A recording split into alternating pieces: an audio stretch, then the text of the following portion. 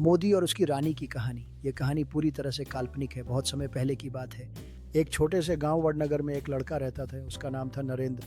वह बचपन से ही बहुत मेहनती था। चाय की टपरी पर काम करता, स्कूल भी जाता और हर किसी की मदद करने में सबसे आगे रहता। जब नरेंद्र बड़ा हुआ तो उसने अपने जीवन को देश सेवा के लिए समर्पित करने का निर्णय लिया। उसने कठिनाइयों और संघर्षों से जूझते हुए राजनीति की दुनिया में कदम रखा। लेकिन ये कहानी केवल उसके राजनीतिक सफर की नहीं है, बल्कि एक खास रानी की भी है, जसोदा रानी की। जसोदा रानी की भूमिका। जब नरेंद्र जवान हुआ तो परिवार के कहने पर उसका विवाह एक सुंदर, सरल और संस्कारी लड़की जसोदा से हुआ। जसोदा एक शिक्षिका थी।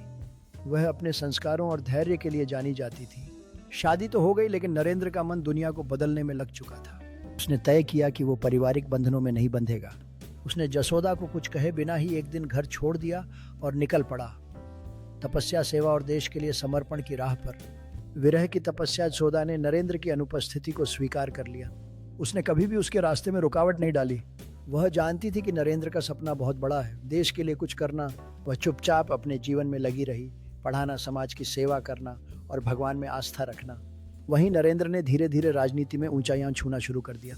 संघ से लेकर मुख्यमंत्री और फिर प्रधानमंत्री बना। राजा 2014 में नरेंद्र, जिसे अब सब मोदी कहते हैं, देश का प्रधानमंत्री बन गया।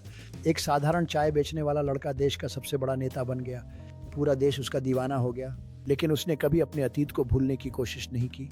चुनावी हलफनामे में उसने जसोदा बेन को अपनी पत्नी के रूप में स्वीकार किया। वर्षों बाद ये एक छोटा लेकिन सच्चा सम्मान था उस रानी के लिए, जिसने बिना कोई शिकायत किए नरेंद्र को राजा बनने दिया। रानी की महानता जसोदा बेन ने आज तक कभी कोई गिला नहीं किया।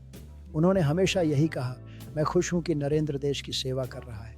उनका यही त्याग उन्हें एक सच्ची रानी बनाता है, बलिदान की रानी, संस्कारों की रानी।